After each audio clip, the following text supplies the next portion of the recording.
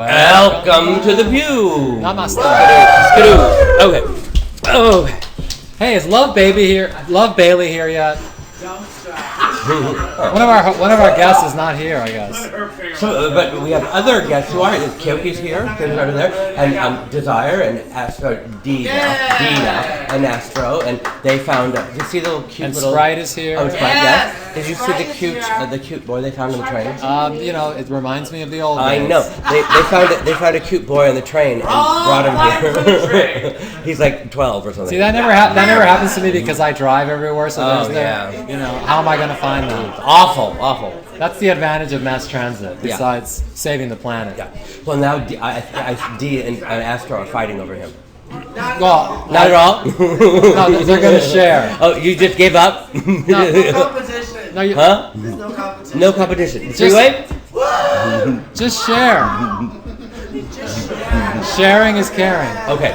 So, we're here to talk about the seven. We're here to talk about not the 7 deadly sins, but the 7 stories. They say that there are only 7 stories to be told in movies or books or whatever. Those people who shall not be named. Right. Well, I think it was Mark Twain, but other people say it too. And the 7 stories are man versus man, man versus himself, man versus God, man versus nature, man versus woman, and then there's 2 more that I can't remember. Right. But call that the open bar effect. Right, the open bar effect. But we think that that's outdated, and that there are actually lots more stories. Right. So, like what? Well, we have man turns into woman. Yeah, man turns into woman. And man versus drugs, we have certainly. Right, we have man versus open bar. Yeah. Man versus aloof clerk at Patricia Field. Yeah. Man versus drag queen at the door of a nightclub. Man on a binge. We are not naming names. We are not naming names. Even though they may be yelled out from the audience. Man versus bitchy doorman. Well, that's similar to man versus the nightclub. Similar, but it's not the same. Right. So we have our own story. And nor could we remember the other 2 because of the open bar. Thank you, Lovegun. Oh yeah. Okay. So we will be right back. And now a word from our sponsor.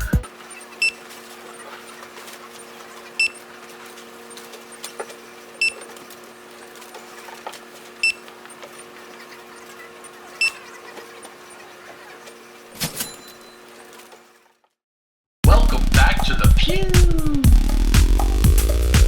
Welcome back to the Pew. After that scintillating commercial. Yeah, scintillating. We're going to play show and tell now. Michael brought some of his nightclub invitations to share with everybody. So should we start with Project X? Yeah, but this is not an invitation, but we can start with it. All right. Well, should we start with the invites? No, let's start with Project X and the scandal around it. Project X, I mean. Well, Michael thinks that there's a scandal about this. You're the one who said. Well, I said that this magazine, when Michael asked me, do I know the genesis of this magazine, I said, oh, wasn't that the time that you got in a fight with Julie Jules? No, that's actually not what you said. That's not what you said. I said, do you know what is the meaning behind this magazine? And he said, oh yeah, that's the magazine you were going to use against Julie to blah, blah, blah. And then I stopped listening. Oh, well, I don't know what the meaning of it is then. You tell us. Okay.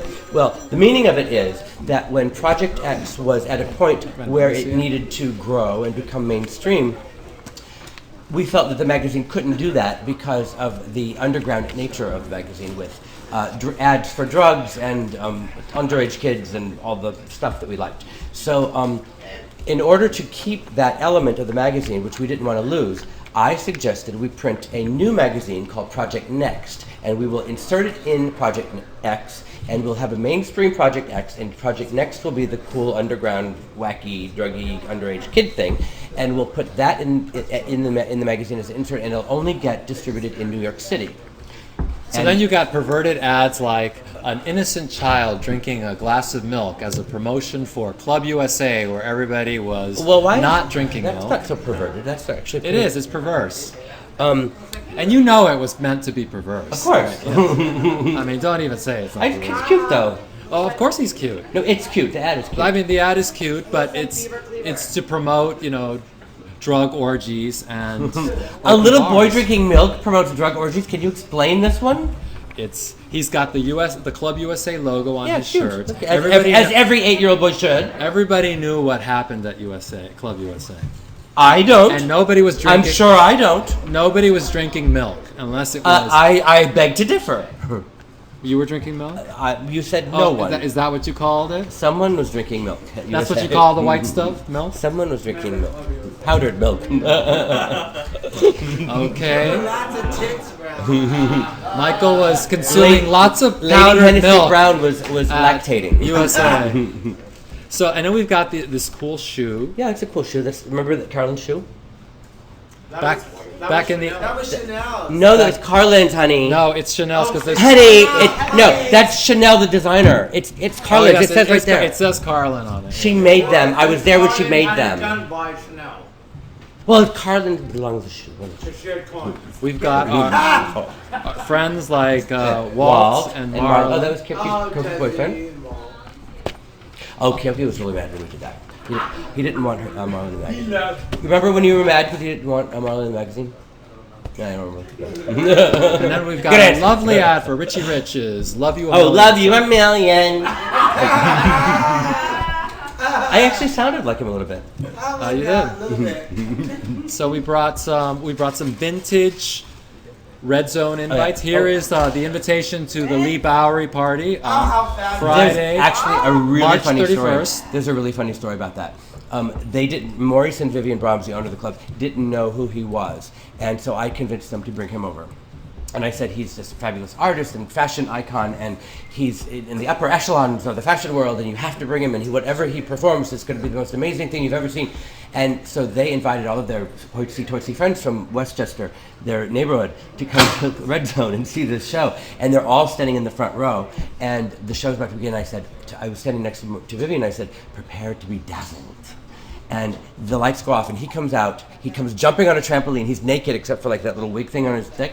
Merkin, yeah. And he's jumping up and down the trampoline, and the screen behind him is flashing images of gore and sex. And you hear on the loudspeaker screams and cries, and Sister Dimension and Billy Brown are throwing ketchup and eggs at him from either side. And it lasts for 15 seconds, and then it's over. And that'll be $5,000, please. And then everything went dark, and Vivian's like, there's more to the show, right? I said, wasn't it fabulous? So. Here's an invite for the party for John Wayne Bobbitt. Oh yeah. It says every inch a man. Yeah, and he was. That was after he had the Tunnel Nightclub. That was after he had his penis added on again, and we had a dinner party. Called reattachment. And we had a dinner party for him, and the dinner was a sausage with 2 potatoes on either side, and then squirted like a red tomato sauce on top. Delicious. You're being a real dick. And here we have Sacred Boy on the cover of A Party for Disco 2000. Sacred has been absent for the past year.